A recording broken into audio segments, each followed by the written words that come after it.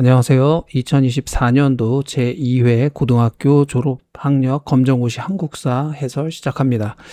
자, 1번입니다. 다음 설명에 해당하는 시대는 농경과 목축을 시작하여 식량을 생산함. 대표적 유물은 빗살무늬 토기임.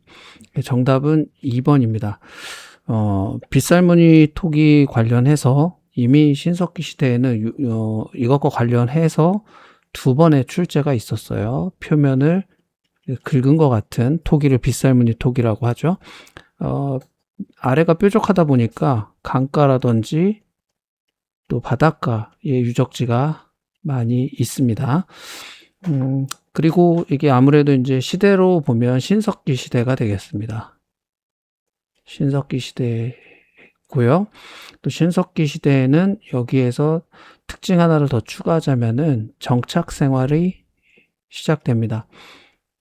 네, 그 근거가 될 수 있는 것은 땅을 움푹 파서 집을 만들었던, 그래서 출입구를 내서 출입하도록, 그래서 장방형에 7에서 8명이 거주했던 땅을 움푹 팠다고 해서 움집이라고 부릅니다. 이 정도 기억하시고 신석기 시대의 특징과 해당하는 문제를 푸시면 되겠습니다.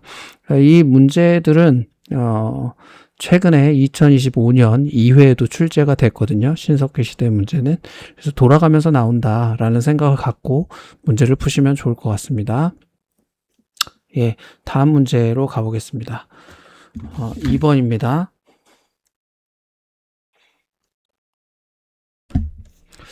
자, 2번 문제입니다. 기역에 들어갈 국왕으로 오른 것은 신라를 다스린 기역의 업적을 말해볼까요? 한강 유역을 확보, 대가야 정복 등이 있어요. 정복한 영토의 순수비를 세웠어요.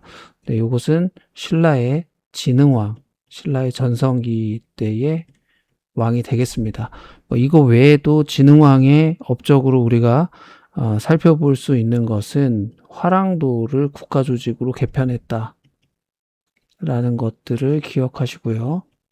국가 조직으로 개편했다. 그래서 삼국 통일하는 데 있어서 화랑도가 중요한 역할을 하잖아요. 그래서 그걸 좀 기억해 주시고요. 그리고 또 한강 유역을 확보했다는 것은 이게 혼자의 힘으로 된 건 아니고 당시 백제의 성왕과 함께 힘을 합쳐서 한강 유역을 확보했지만 또 이제 성왕을 몰아내고 완전히 신라가 한강의 북쪽과 남쪽을 다 확보를 하게 됩니다. 대가야 정복은 대략 562년이고요. 대가야 정복을 함으로써 이제 완전히 신라를 복속하게 되는 것이죠. 정복한 영토의 순수비는 한강유역 정복과 관련해서는 가장 대표적인 순수비로 북한산비가 있습니다. 네. 나머지도 한번 볼까요? 세종은 조선 때죠. 세종 관련해서도 많은 영역의 출제가 있었는데, 세종의 대표적인 거는 아무래도 우리가 사용하고 있는 훈민정음을 창제했다. 라고 하는 게 되겠고요. 또 이것을 연구하기 위해서 집현전에 학자들이 노력을 했다라는 것들도 기억해 볼 수 있겠습니다. 공민왕은 고려 후기 때 원나라 간섭기를 극복해냈던 왕으로서 우리가 좀 기억하고 있습니다. 대표적인 것들은 친원 세력을 제거했다 라고 할 수 있겠고요. 그리고 또 쌍성 총관부를 공격했습니다.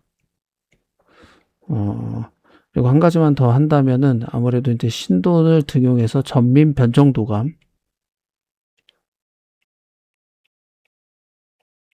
변정도감을 설치해서 억울하게 노비된 사람들을 좀 풀어주기로 했다는 거예요. 세 가지가 돌아가면서 나오니까요. 기억하시고요. 광해군은 조선 때의 중립 외교를 했죠. 그래서 후금과 명나라 사이에서 어느 한쪽도 치우치지 않았던 그런 외교를 잘했던 것으로 정답은 4번이 되겠습니다. 자, 다음 문제로 한번 가볼게요. 자, 3번입니다. 자, 다음에 설명하는 불교의 종파라고 했습니다. 경전보다는 참선 수행을 강조했다. 호족 세력의 적극적인 후원을 받았다. 대표적 사원으로 구산 선문이 있다. 이거 이제 신라 말기에 선종입니다. 선종의 특징에 대해서 설명하고 있습니다. 정답은 2번이 되는 것이고요. 키워드는 다시 한번 정리하면 참선, 그리고 호적의 후원을 받았다. 대표적 사원으로 구산 선문, 선종의 9개의 대표적 사찰을 의미합니다. 자, 그럼 오답들도 한번 확인해 볼게요. 서학은요, 조선 후기 때 천주교를 서쪽에서 온 학문이다. 그렇게 불렀어요. 이건 천주교하고 관련된 게 되겠고요. 자, 대종교는 나철, 을사오적을 암살하려고 하는데도 앞장섰던 나철이 단군 신앙을 내세워요. 단군을 신앙하는 것을 내세웁니다. 그게 이제 대종교라고 할 수가 있겠고요. 이제 이 대종교에 있었던 분들이 나중에 중광단이라는 걸 조직해가지고 독립운동 하는 데서도 좀 앞장섰거든요. 그래서 그 부분까지 기억을 해주시면 좋겠고요. 천도교는 이제 동학을 처음 창시했을 때 이름을 이제 한번 바꿉니다. 천도교로 바꾸게 되고요. 주로 이제 천도교로 바꾼 다음에는 교육이라든지 문화활동에 힘썼습니다. 그 정도 기억하시고 다음 문제로 가보겠습니다. 4번입니다.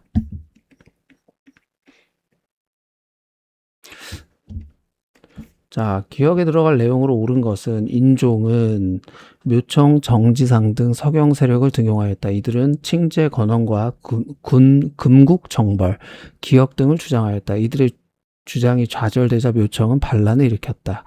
네, 기역은 서경천도가 되겠습니다. 서경천도. 서경은 이제 오늘날 평양인데 평양으로 천도를 하자라고 하는 것들이죠. 여기에는 아무래도 개경보다는 더 땅이 좋다. 풍수 지리설을 기반을 해서 주장을 하게 됐고요. 그리고 또 다른 부분들을 좀 보면은 1번의 개항반대 같은 경우에는 이거는 이제 위정척사 운동 때 한참 뒤죠. 1870년대 때 개항을 반대했는데 개항은 됐습니다. 이제 최초의 근대적 조약인 강화도 조약이 체결됨으로써 됐죠. 자, 2번에 노급 폐지는 어느 때 있었냐면 통일신라 때 신문왕 때 노급을 폐지하고 관료전을 지급했죠. 그렇게 했던 이유는 이제 왕의 힘을 강화시키기 위해서 했던 것이고요. 자, 반민족 행위 처벌은 광복 이후에 이승만 정부 때 그러니까 친일파들을 처벌하기 위한 법을 만들어요. 그래서 반민족 행위 처벌법을 제정하고 그리고 이것을 조사하기 위한 반민족 행위 특별조사위원회를 구성합니다. 그렇게 해서 이제 친일파들을 잡아서 처벌하려고 했지만 이승만 정부가 또 반대를 하죠. 그래서 제대로 청산이 이루어지진 않았습니다. 자, 반민족 행위 처벌은 친일파를 광복 이후에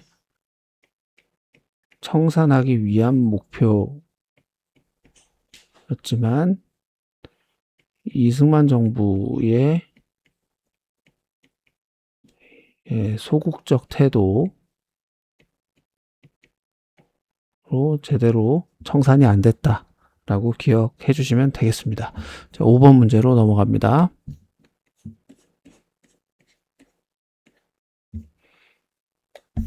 자, 다음 질문에 대한 답으로 옳은 것은 1년의 불교의 입장에서 신화, 설화 등을 수록한 역사서로 단군의 이야기가 포함된 이 책은 무엇일까요?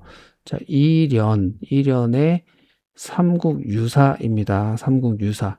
이제 고려시대 때 역사서에 대한 문제가 되겠습니다. 또 이 그 삼국유사 같은 경우에는 이제 민간에서 그 전승되는 자료,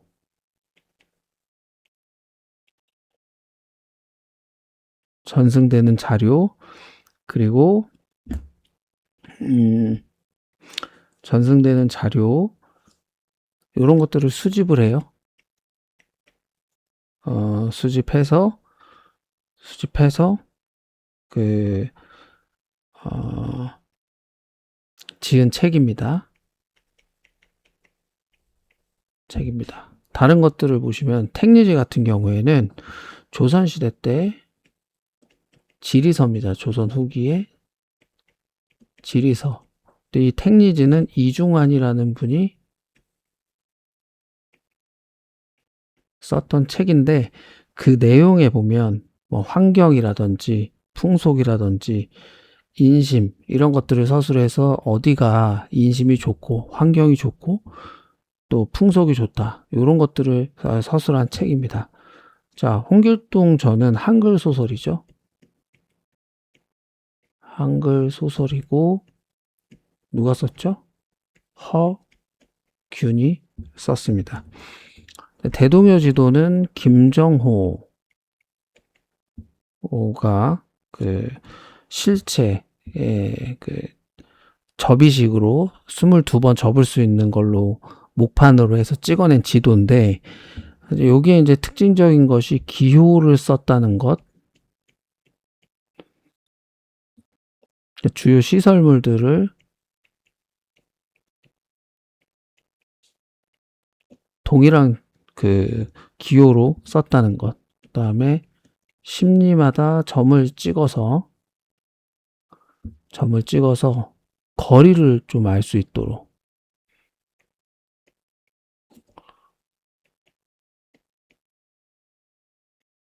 가능하도록 했다는 특징이 있습니다.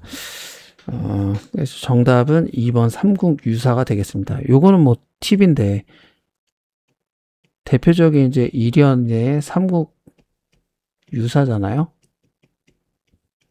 그래서 저는 이련 이름에 이련 초성에다 이응이 들어가죠. 그리고 삼국유사에 이응이 들어가죠. 그래서 초성에 이응이 들어가는 저자는 동그라미 삼국유사. 김부식은요 이응이 없잖아요. 그래서 저는 김부식이 또 고려의 대표적인 역사책 삼국사기 오늘날 존재하는 가장 오래된 책이거든요. 이거는 이제 세 번째를 보면 시옷이잖아요. 시옷. 김부식 시옷 이련 이응 삼국유사 이렇게 외우니까 좀 덜 헷갈리더라고요. 참고하셔서 공부하시는데 도움이 되면 좋겠습니다. 자, 6번으로 갈게요. 기억에 들어갈 내용으로 옳은 것은 정조의 개혁정치, 영조의 탕평책 계승. 결국에는 정조의 탕평책이네요. 조선 후기에 대표적인 탕평책을 추진했던 왕입니다. 정조의 개혁정치 하면 세 가지를 꼭 기억하셨으면 좋겠습니다. 첫 번째는 왕의 자문기구죠. 규장각을 설치했다는 거. 네. 두 번째는 왕의 친위부대였던 장용영을 설치했다는 것. 세 번째는 계획도시죠. 수원의 화성을 세웠다는 것. 그래서 이 세 가지, 이거 하나 정도 더하면 신하들을 재교육했던 초계문신제라는 게 있어요. 이거는 이 자체로 기억을 해 두시면 좋겠고요. 주로 이제 출제되는 거는 이 세 가지를 기억하시면 문제를 푸는 데는 크게 지장이 없을 걸로 예상됩니다. 6번 같은 경우에는 1번에 바로 규장각 설치가 보이죠. 그래서 규장각 설치가 정답이 되겠습니다. 자, 유신헌법은 박정희 정부 때 영구집권을 깨하기 위해서 통일주체 국민회의에서 대통령을 간접선거로 뽑도록 했고 또 대통령의 중임제를 철폐함으로써 영구집권의 가능성, 그래서 이 이후에 유신헌법에 대한 반대운동이 많이 펼쳐지게 됩니다. 자, 3번입니다. 수선사 결사는, 이건 이제 고려 때 승려 중에 진울이라는 승려가 있어요. 근데 불교가 좀 타락을 했거든요. 당시에. 그래서 이 불교를 개혁하자라는 운동이 수선사에서 중심이 돼서 이루어졌거든요. 예, 그래서 이 부분을 기억하시면 좋겠고요. 또 진울은 자, 깨달음과 또 이론적인 공부를 같이 해야 된다. 도노점수라든지 정해쌍수라든지 이런 것들을 주장했던 승려입니다. 이 부분들도 많이 출제가 됐으니까 기억을 좀 해주시면 좋겠고요. 다음은 통리기무 아문은 개화기 때 정부에서 개화를 총괄하기 위해 세운 기구입니다. 그래서 여기에서는 이제 실무를 담당하는 12사를 설치했고요. 또 군대를 강화하기 위해서 신식군대 별기군을 만들기도 했습니다. 자, 그것이 이제 개화기 때 개화 정책을 총괄했던 통리기무아문의 역할이다. 이게 대략 이제 1880년 정도에 세워졌다. 그러니까 강화도 조약 체결되고 나서 이제 어차피 문호가 개방되니까 그 문호가 개방되면서 들어오는 새로운 문물들에 있어서 어떤 그런 변화들을 정부가 좀 총괄해서 통리기무아문을 세워가지고 좀 받아들일 건 받아들이고 또 새롭게 적용할 건 적용했던 것이 되겠습니다. 자, 옆으로 가겠습니다. 7번 문제로 가보겠습니다. 자, 다음에서 설명하는 정책은 배경은 박납의 폐단, 내용은 공납을 토산물 대신 쌀, 옷감, 동전 등으로 납부했다. 결과적으로 공인이 등장하고 상품, 화폐 경제의 발달이 있었다. 이 정책은요, 조선 후기 때 세금 걷는 것을 개편했던 정책 중에 대동법에 해당되는 겁니다. 그래서 정답은 1번이 되겠습니다. 그러니까 박납의 폐단 때문에 공납을 토산물 대신 쌀, 옷감, 동전 등으로 납부했는데 어떤 식으로 했냐? 집집마다 냈던 것을 토지의 면적에 따라서 토지를 가지고 있는 사람 토지 면적에 따라서 대략 1결에 12두 정도를 내도록 했습니다. 납부 방법이 바뀐 게 되겠죠. 그래서 이 대동법은 많이 출제가 됐어요. 2024년 뿐만 아니라 2025년 1회에도 출제가 됐습니다. 그리고 2020년, 22년 2년 터울로 계속 출제가 되고 있으니까 꼭 정리를 해 놓으시기 바랍니다. 여기 지금 박스 안에 있는 내용이 좀 핵심적인 내용이 다 들어간 것 같아요. 그래서 이 내용 정도만 숙지를 해주시면 좋겠습니다.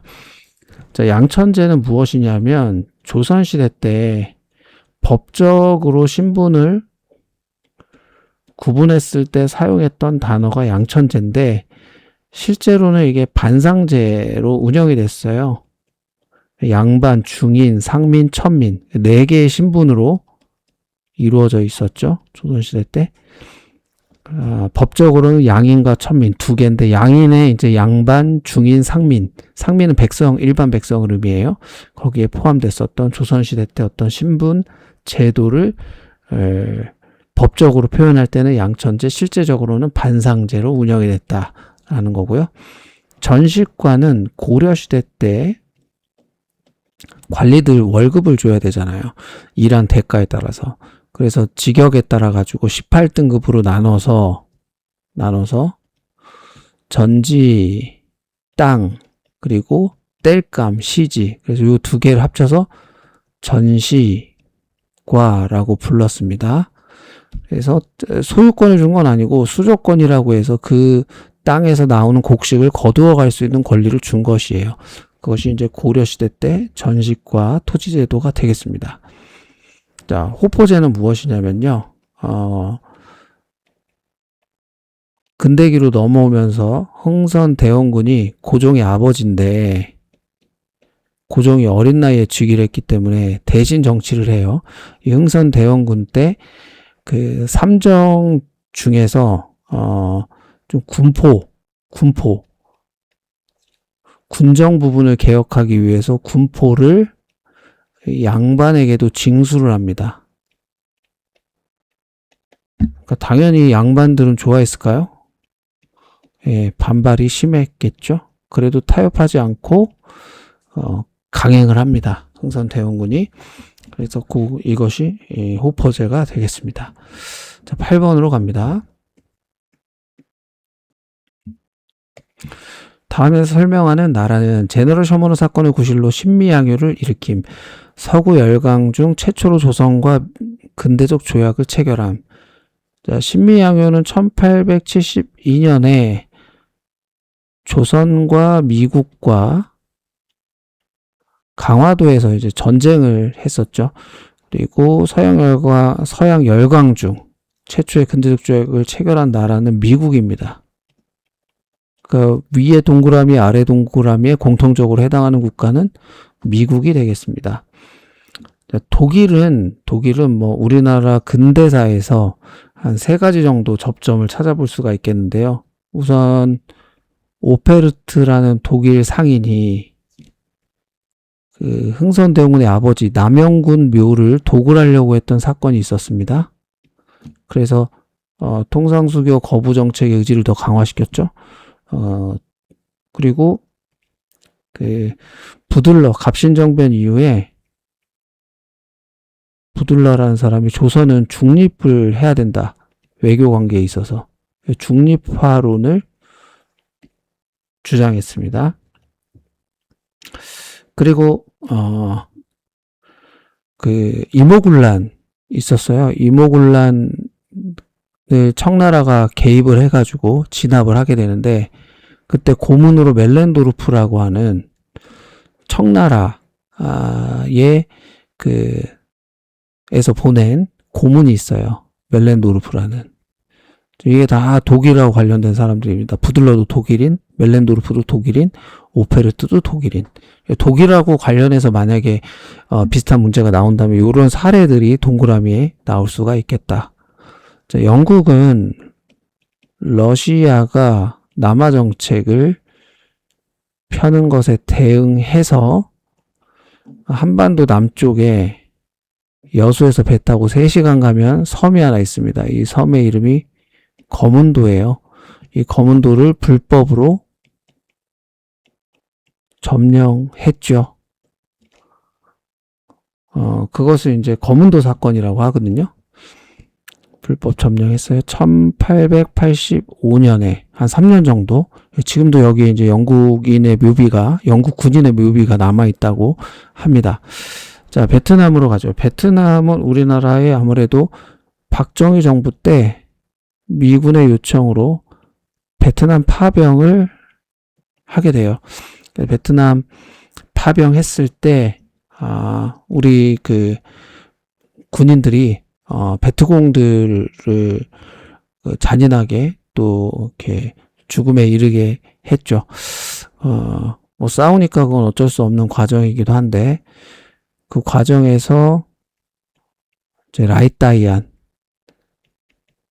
베트남 여성들 사이에서 아버지는 한국 군인인데 엄마는 이제 베트남 여성이 되는 그 사이에 태어난 아이들. 라이는 오다, 다이아는 대한. 그러니까 이제 우리나라에서 왔던 그런 부분들이 베트남 파병하고 그 연관이 있다고 할 수 있겠습니다. 그래서 국가를 맞추는 문제는 근현대사에서 중심이 되는 사건들 제가 언급해 드렸으니까 그 설명들이 나오면 해당 국가를 선택해서 풀어주시면 되겠습니다. 9번으로 갑니다. 자, 밑줄진 개혁정강의 내용으로 옳은 것은 1884년 급진 개합하는 우정총국 개국 축하연을 이용하여 갑신정변을 일으켰다. 이들은 개혁정강을 마련하여 근대적 개혁을 추진하려 했으나 청군의 개입으로 실패하였다. 자, 요거는 이제 그 갑신정변에 대한 얘기네요. 그렇죠? 갑신정변. 갑신정변. 갑신정변이 개혁 정강을 발표했어요. 이 개혁 정강의 내용 중에서 의미 있는 것들이 많이 있는데, 여기 이제 4번에 보면 인민 평등권을 보장했다. 평등권. 조선은 양반과 중인, 상민, 천민이 이렇게 나눠져 있는데 모두가 평등하다는 평등권을 보장하는 것이니까 굉장히 이것은 그 혁신적이고 근대적인 어떤 변화에 해당되는 것이죠. 만약에 개혁이 성공했다면 좀 달라졌을까요? 안타깝게도 소수의 급진개혁파들, 김옥균을 비롯한 서광번, 박영효 이런 분들이 추진했지만 개혁이라는 게 또 뒷받침이 돼야 되는데 그 부분이 약했습니다. 그래서 결국엔 실패하게 됐죠. 자, 다른 부분도 살펴볼게요. 율령반포. 율령반포는 삼국시대 때에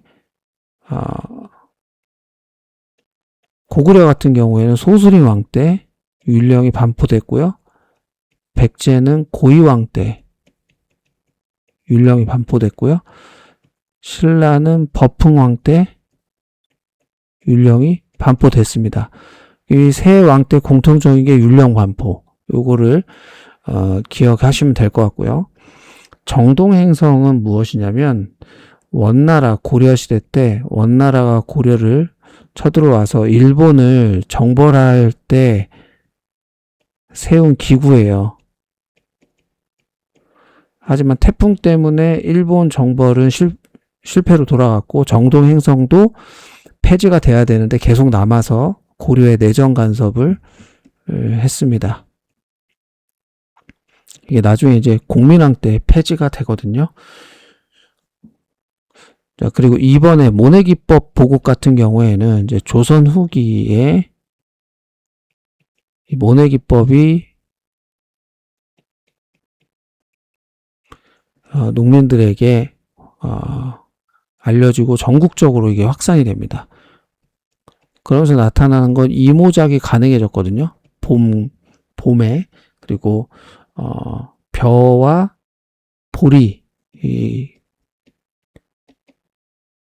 보리를 생산할 수 있는 이모작이 가능했다. 그러다 보니까 이제 또 두 번 지을 뿐만 아니라 이건 이제 생산량이 증가했겠죠. 그뿐만 아니라 노동력은 이항법에 의하면 감소됩니다. 그래서 이때 당시에 넓게 한 5배 평소보다 지을 수 있는 광작이 유행합니다. 그러니까 이제 부자 농민들이 좀 생겨나겠죠? 이게 이제 연쇄적으로 이어지는 개념이에요. 모내기법의 나비 효과가 신분 변화까지 양반의 증가까지 이어지는 부분으로 볼 수가 있겠습니다. 자, 10번으로 가볼게요. 다음에서 기억 시기에 들어갈 사건은 1904년 러일전쟁 발발, 일제 국권 침탈 과정에서요. 러일전쟁 발발, 기억, 그 다음에 1910년에 한국 병합 조약 체결. 자, 이 사이에 가장 대표적인 것은 을사늑약 체결이 되겠네요. 1905년에 체결됐고, 자, 통감부를 설치했고, 초대 통감으로 누가 오죠? 안중근에게 저격당했던 이토 히로부미가 초대 통감으로 오게 되죠. 그리고 또 하나는 이때 당시에 외교권이 박탈됐습니다. 외교권이 없어진 거죠, 우리나라에. 그래서 그렇게 좀 기억을 해주시고요. 자, 1번 붕당 형성은 선조, 조선의 선조가 즉위하고 동인과 서인으로 붕당이 만들어집니다. 이때는 이제 서로 비판과 견제하는 그런 좀 긍정적 의미의 붕당이라고 할 수가 있겠고요. 요것이 이제 2번에 보면 예속 논쟁, 효종이 즉위했는데 인조가 사실은 첫째 아들에게 왕위를 물려준 게 아니라 둘째 효정에게 물려줬어요. 그러니까 효정이 왕위 계승에 대한 정통성에 대한 문제가 생깁니다. 그러니까 효정이 정통성인데 효정이 죽었어요. 그러면은 상복을 길게 입자. 남인. 왜? 왕이니까. 서인은 왕이라도 둘째 아들이었잖아. 좀 짧게 입어도 돼. 그렇게 이제 다퉜어요. 한 번은 서인이 이기고 또 한 번은 남인이 이기고 그렇게 두 번의 예속 논쟁이 있습니다. 이제 이때부터 결과적으로는 서로 좋은 의미에서 동인 서인이 어떤 정치적인 입장이나 철학에 따라서 자기의 의견들을 비판적으로 내세웠다면 예속 논쟁 이후에는 붕당이 변질됩니다. 이때는 이제 너는 누구 편이냐 이렇게 되면서 탕평 정책이 나올 수밖에 없는 상황이 된 거죠. 자, 3번 같은 경우에는 무신 정권이라고 했는데 고려 때 이제 무신들이 차별 대우를 받게 되고 거기에 이제 불만을 품고 무신 정변을 일으키게 됩니다. 그리고 이제 정권이 수립되게 되는데 처음부터 수립된 건 아니고 최충원 때부터 가서야 본격적인 무신 정권이 안정기에 들어선다고 할 수가 있겠습니다. 자, 그래서 일제 국권 침탈 과정에서 좀 기억해야 될 것이 러일 전쟁 발발부터 한국 병합 조약 체결까지의 그런 과정은 우리의 이제 팔도 자르고 다리도 자르고 사실상 어떤 저항도 할 수 없는 상황, 입도 틀어막고 그런 비유를 통해 본다면은 입 틀어막고 했던 것이 을사득약이다. 그렇게 볼 수 있겠죠. 그래서 정답은 4번이고요. 11번으로 갑니다.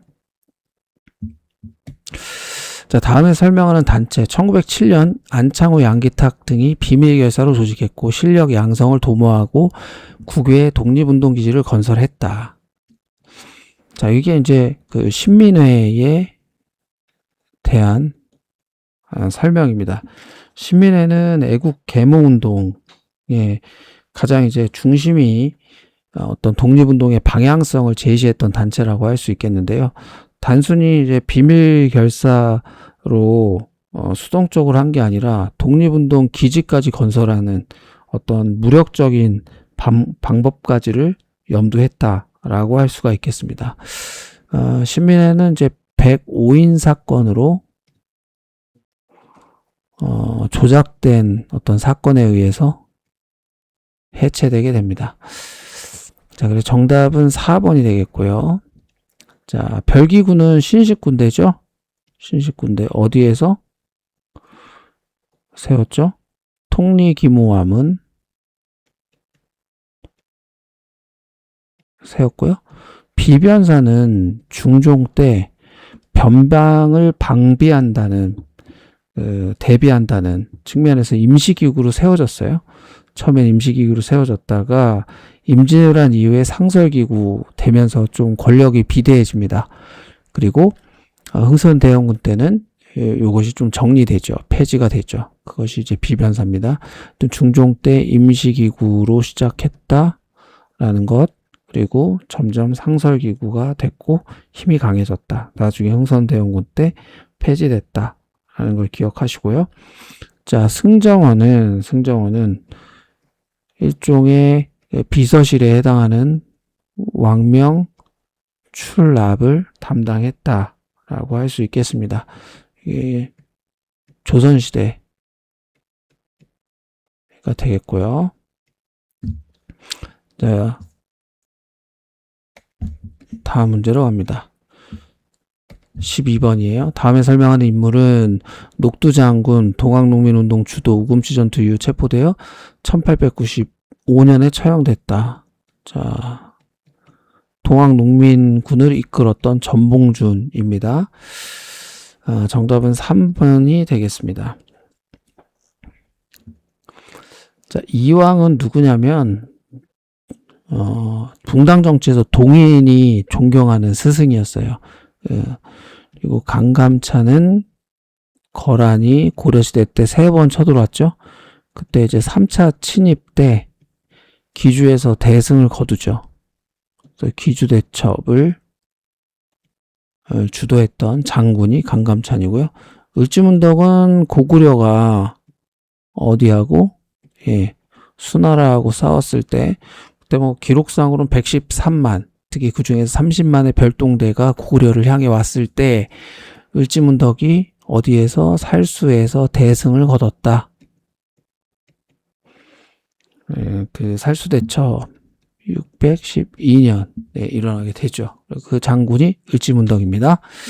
자, 그래서 정답은 3번이었고요. 13번으로 갑니다. 기억에 들어갈 내용으로 옳은 것은 2차 갑오개혁 시기에 기억이 반포되었다. 이로 인해 소학교, 외국어학교, 사범학교 등 많은 관립학교가 세워지며 근대식 교육제도가 마련되었다. 이거 교육과 관련된 거네요. 그럼 2차 갑오개혁 때 교육입국 조서. 정답은 1번이 되겠습니다. 요거 이제 이번에 그 2014년 2회에 처음 출제가 됐었거든요. 2차 갑오개혁 2차에서는 사실 교육과 관련해서 학교들이 많이 들어서게 되는데 교육입국 조서로 그 부분을 알고 있는지를 물어본 문제입니다. 자, 신라촌락 문서를 보면 신라촌락 문서는 그 신라시대 때 충주를 비롯해 가지고 한 4개 촌락에 대한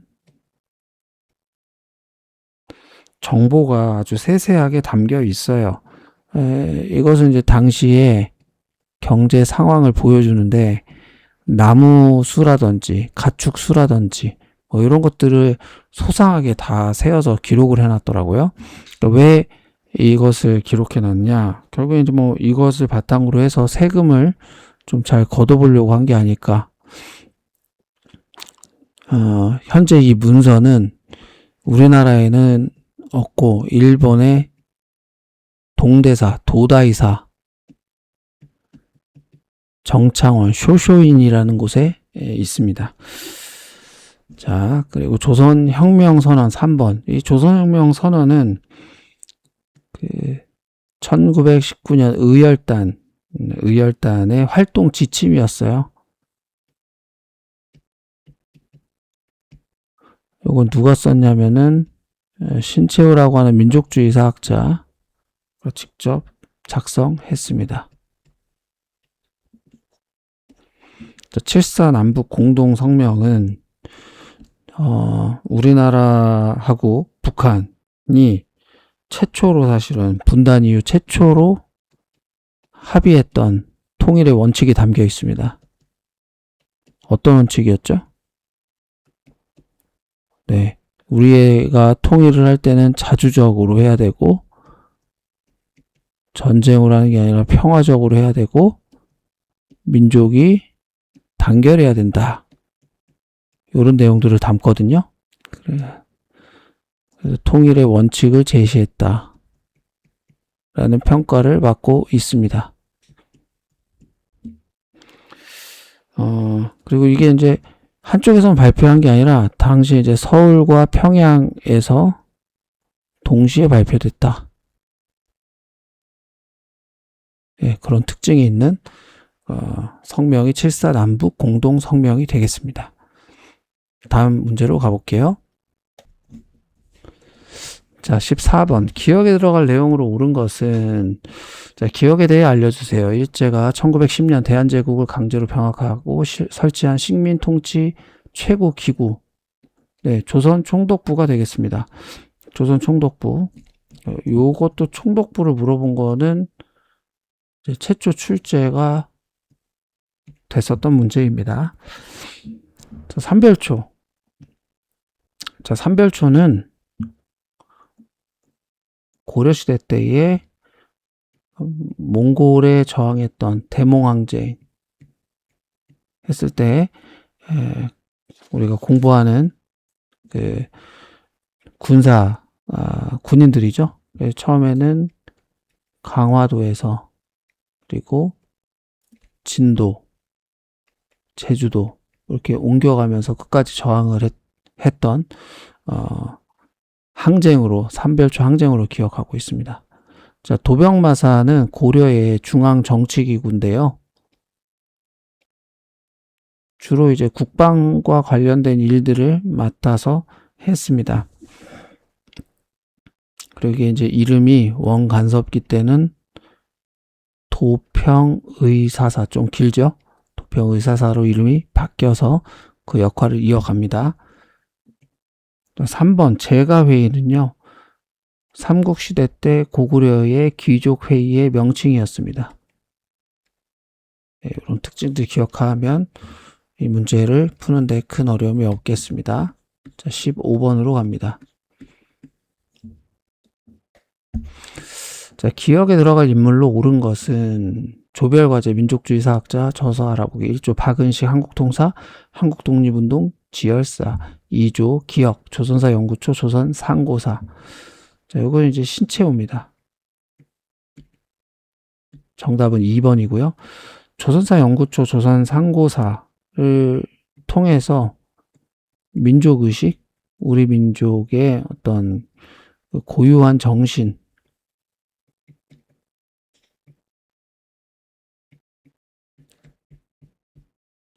강조했다고 할 수 있고요. 박은식은 한국 통사인데 이 통사는 고통스러운 일제 침략 당시에 고통에 대해서 쓴 것이고, 한국 독립운동 지열사는 이게 이제 혈자가 피거든요. 피. 그러니까 피로 쓴 역사, 독립운동은.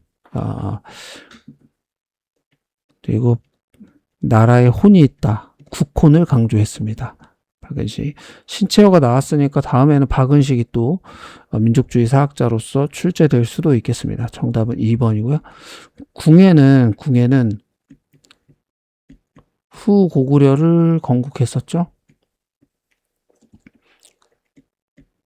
901년에요. 자, 이성계는요. 조선을 건국했죠. 1392년에요. 정약용은 실학자예요. 조선 후기 실학자. 책도 많이 썼지만, 목민심서라든지 이런 책도 많이 썼지만,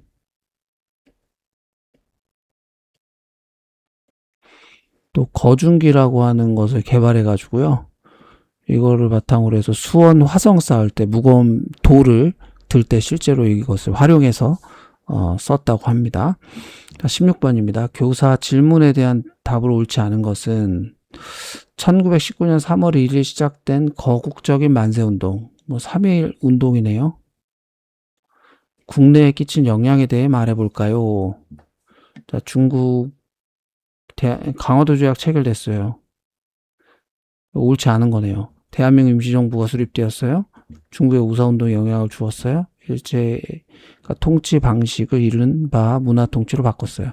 그러니까 최근에 이제 3.1 운동은 기존에는 이제 3.1 운동이 어떻게 확산됐는가, 도시에서 농촌으로, 비폭력에서 폭력으로, 무력으로, 그리고 일제 탄압 속에서 유관순이라든지 이런 대표적인 독립운동을 묻는 문제였다면, 최근에는 보니까 역량에 대해서 좀 나와요.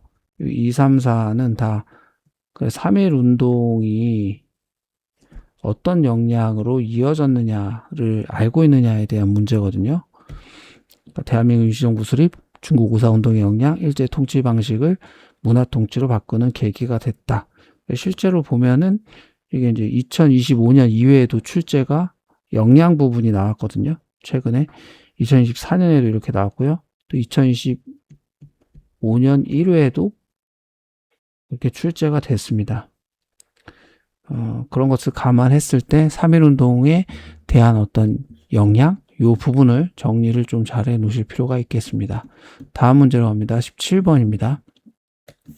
기억에 들어갈 민족운동은 1931년 동아일보는 문명 퇴치와 미신 타파를 목표로 농촌 계몽운동을 전개하였다. 이 운동을 러시아어로 민중 속으로라는 뜻의 분하로드로 불리기도 하였다.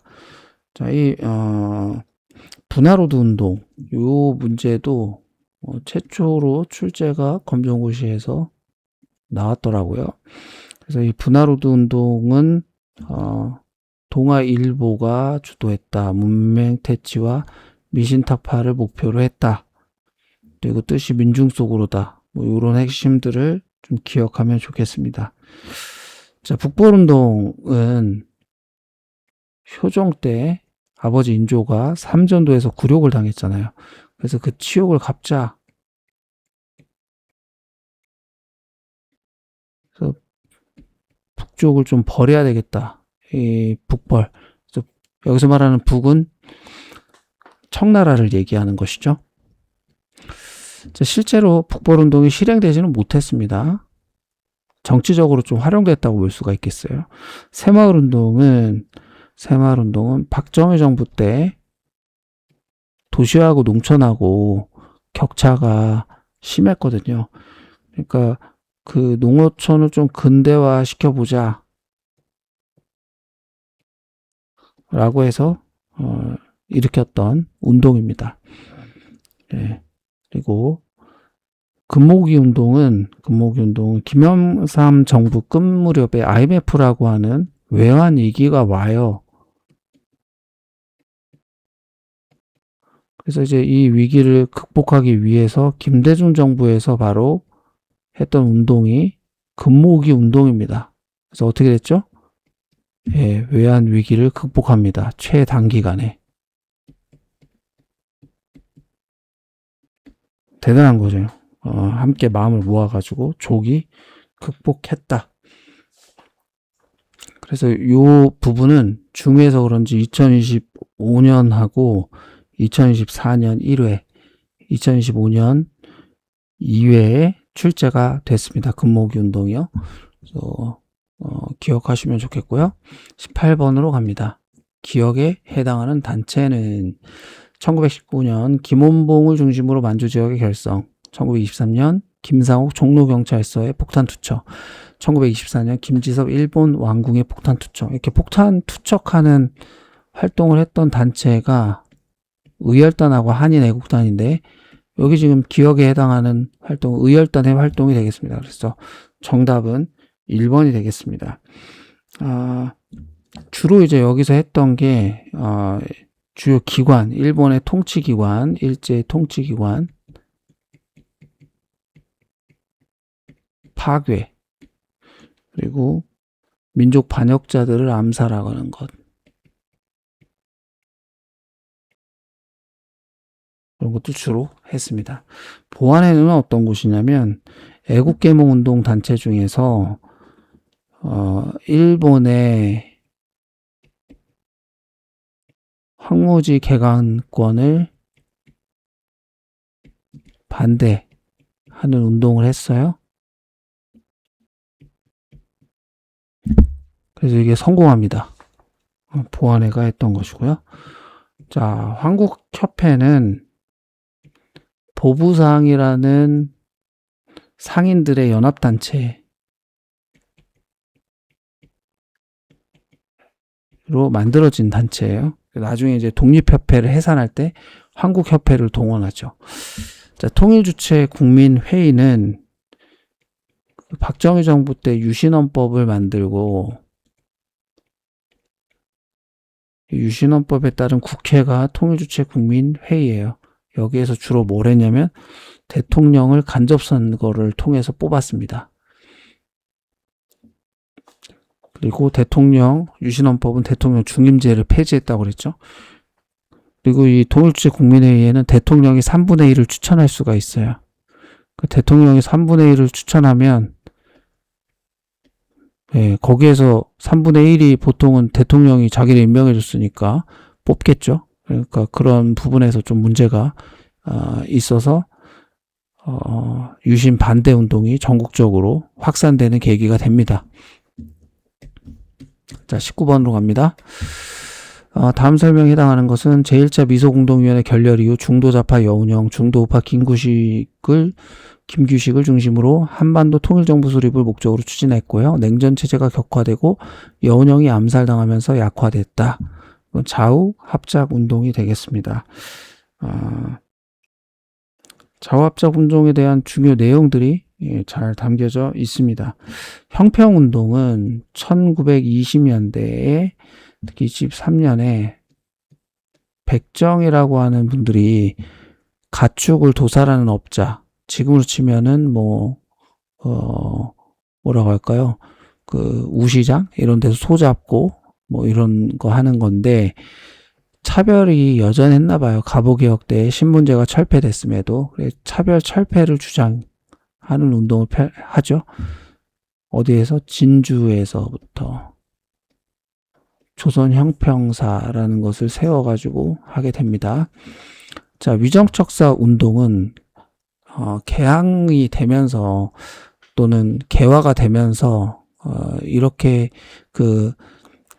성리학적인 어떤 질서를 지켜야 되고 이것을 위협하는 것들을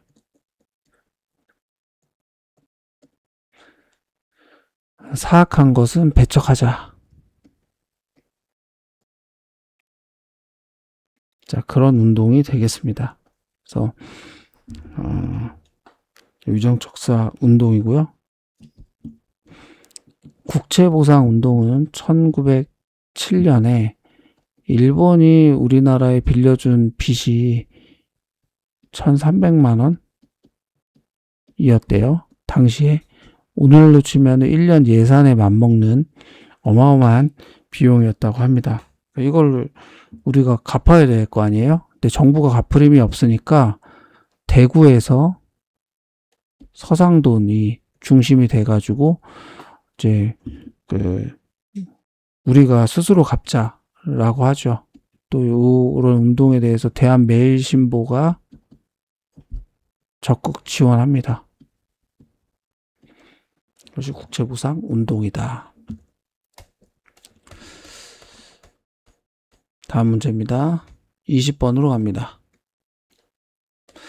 기억에 들어갈 내용으로 옳은 것은 1941년 대한민국 임시정부는 조소왕의 기억을 기초로 하여 건국강령을 발표하였다. 기억은 정치, 경제, 교육에서의 균등을 바탕으로 개인과 개인, 민족과 민족, 국가와 국가 간의 균등을 추구하자는 주장이다. 이게 이제 삼균주의입니다. 삼균주의.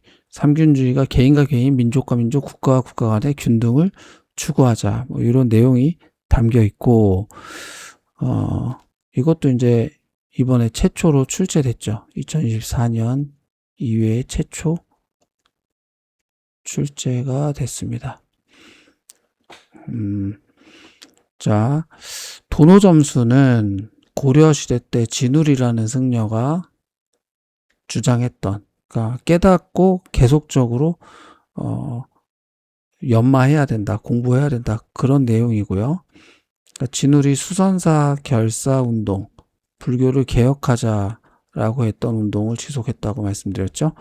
자, 시무 28조는 고려시대 때 최승로라는 관리가 성종에게 28가지를 건의해요.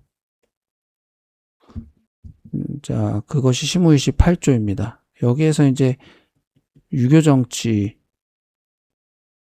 대한 내용들이 담겨 있었거든요. 이것을 구현하기 위해서 지방관을 파견하라든지 이런 내용들을 주장하죠. 자, 4번 최혜국 대우는 우리가 이제 미국하고 조미수호 통상 조약을 최초로 맺습니다.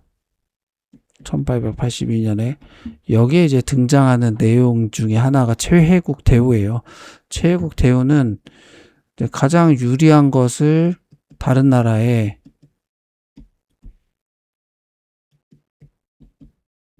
적용했다면 그것을 이제 동등하게 같이 적용받도록 한 거예요. 그러니까 어떤 내용이 유리할지 모르잖아요. 그러니까 최혜국 대우, 최고의 혜택으로 대우한다. 다른 나라에 좋은 게 있으면 자동으로 미국에게도 적용된다 라고 하는 내용입니다. 자, 21번으로 갑니다. 미추린 전쟁으로 오른 것은 전쟁의 교착 상태에 빠지자 소련은 국제연합의 정전을 제안하였다. 정전협상, 군사분계선, 포로송환 문제 등으로 2년여 동안에 이어졌고 마침내 1953년 7월 27일에 판문점에서 정전협정이 체결되었다. 유교전쟁이네요. 유교전쟁은 정말 해마다 출제가 됐습니다. 최근 것도 제가 살펴보니까 2026년에도 나왔고요. 2025년에는 1회, 2회 때 모두 출제가 됐었더라고요. 그리고 2024년도 1, 2회 이 정도 지금 출제가 연속적으로 나온다는 거는 이번에도 충분히 출제될 수 있다는 거예요. 주로 어떤 내용이 출제가 되냐면 6.25 전쟁은 전개 과정입니다. 전개 과정. 북한이 남침하고 낙동강 전선까지 후퇴했다가 다시 우리가 인천 상륙작전으로 압록강까지 진격하고 중공군이 개입하면서 다시 서울을 빼앗기면서 일사 후퇴를 하게 되고 이제 지루한 공방전 그리고 마침내 1953년 7월 27일에 정전협정이 체결된다. 이 내용들을 기억하면 6.25 전쟁 관련된 문제를 풀 수 있을 것 같습니다. 자, 1번 이모군란은 1882년에 구식 군인들이 차별 대우에 불만을 품고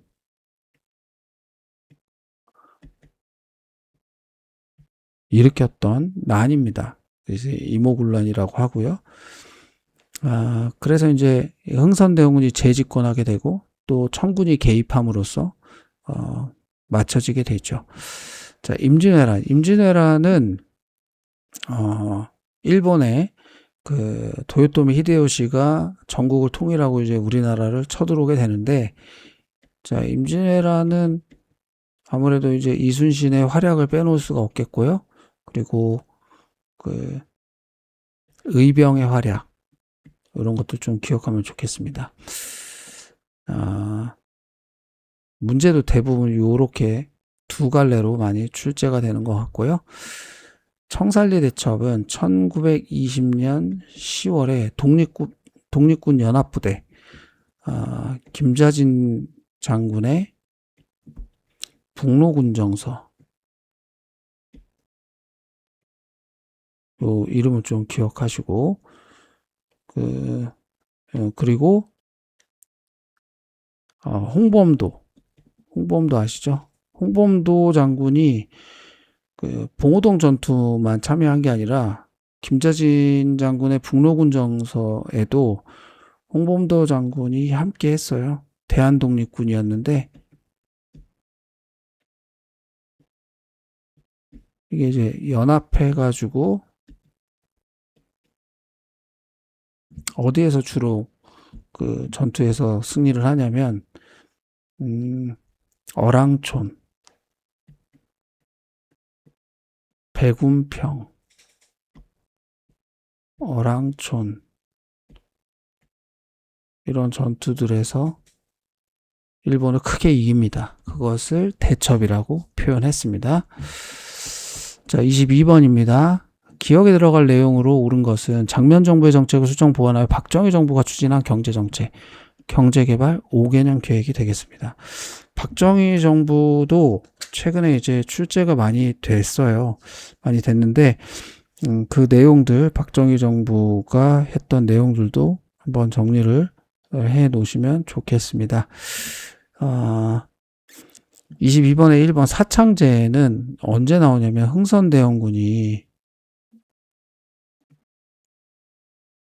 환곡, 삼정의 문란 중에 환곡을 개혁할 때 이게 마을에서 창고를 세워가지고 사창이라고 하는 창고를 세워서 거기에서 환곡을 마을 단위로 운영하도록 했던 제도예요.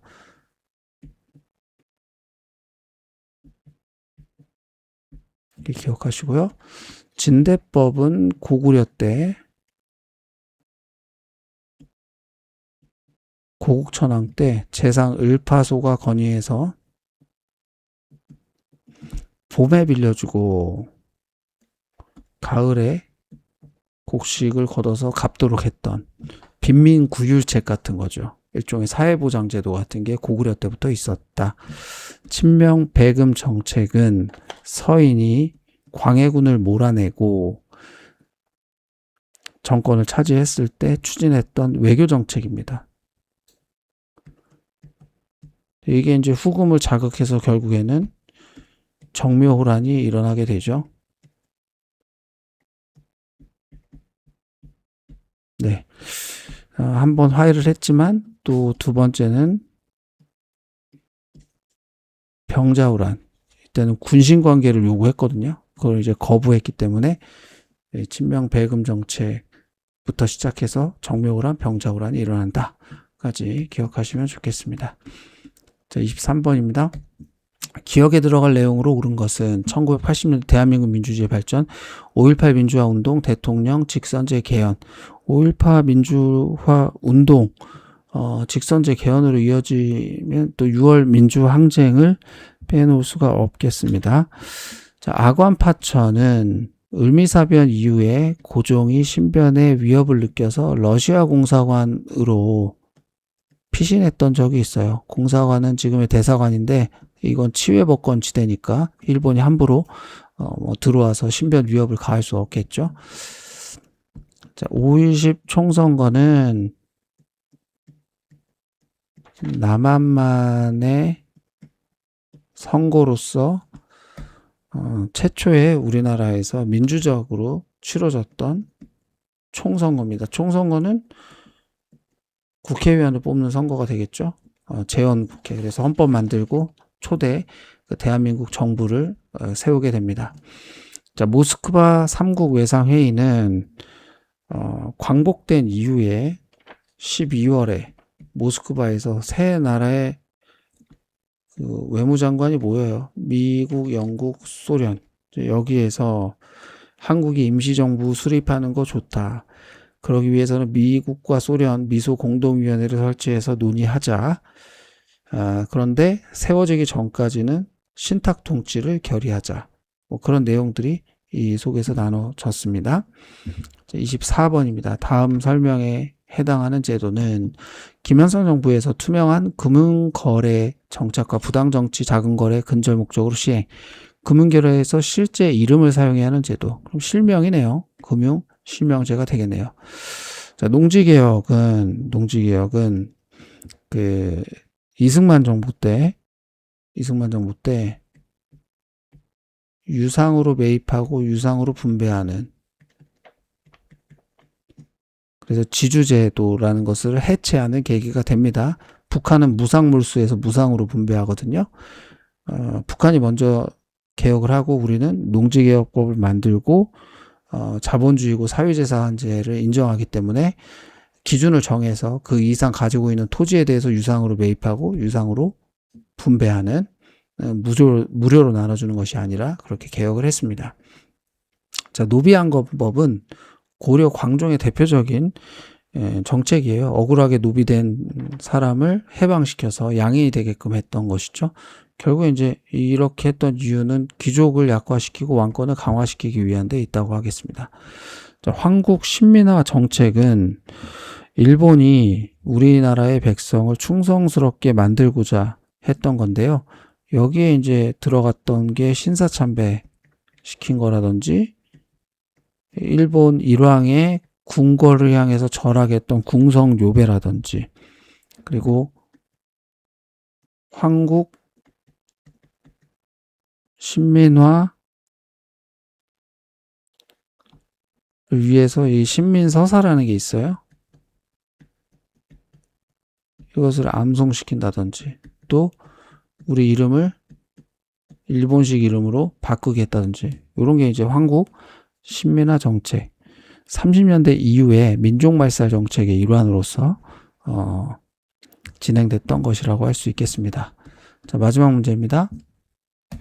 기억에 들어갈 내용으로 옳은 것은 남과 북은 1조, 남과 북은 서로 상대방의 체제를 인정하고 존중한다. 남과 북은 상대방에 대하여 무력을 사용하지 않으며 상대방을 무력으로 침략하지 아니한다 라고 했네요. 요거는 이제 남북기본 합의서입니다. 언제냐면 노태우 정부 시기예요. 노태우 정부 시기 때고요. 자, 여기에서 이제 남과 북이 화해하고 더 나아가서 서로 침략하지 않고, 그리고 교류 협력한다. 자, 이런 내용들을 이 안에 담았습니다. 자, 과전법은요, 조선시대 건국되기 전에, 1년 전에 신진 사대부들이 어떤 경제적인 기반을 마련하기 위해서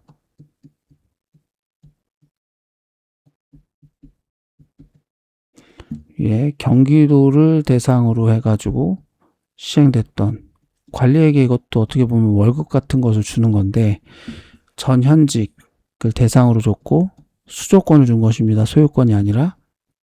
그리고 수신전이라든지 휴량전은 또 세습되는 토지였는데 이런 것들을 담아냈습니다. 자, 이번 전주화약은 동학농민군하고 정부군하고 잘 지내자고 한 거예요. 왜냐하면 동학농민군이 황룡천하고 황토현 전투에서 황룡천 전투에서 승리하고 전주성에 입성하게 되거든요. 그러니까 이제 정부군이 동학농민군하고 서로 좀 잘 지내자. 그 즈음에서 청나라하고 일본이 또 우리나라에 들어오거든요. 그래서 빨리 화약을 맺어가지고 잘 지내보자고 했는데 일본이 경복궁을 침범하는 바람에 또 2차 분기가 이어지게 됐죠. 자, 국가총동원법은 1938년에 이제 중일 전쟁이 발발하게 되면서 본격적으로 우리나라의 인력들을 전쟁에 필요한 자원을 또 수탈하기 위해서 만들어진 법입니다. 그 이후에 이제 징병, 징용, 그리고 일본군 위안부 이런 것들이 다 이때 이루어지게 됩니다. 이렇게 1번부터 25번까지 해설을 진행해 봤습니다. 자, 수고하셨고요. 좋은 결과 있기를 바랍니다. 감사합니다.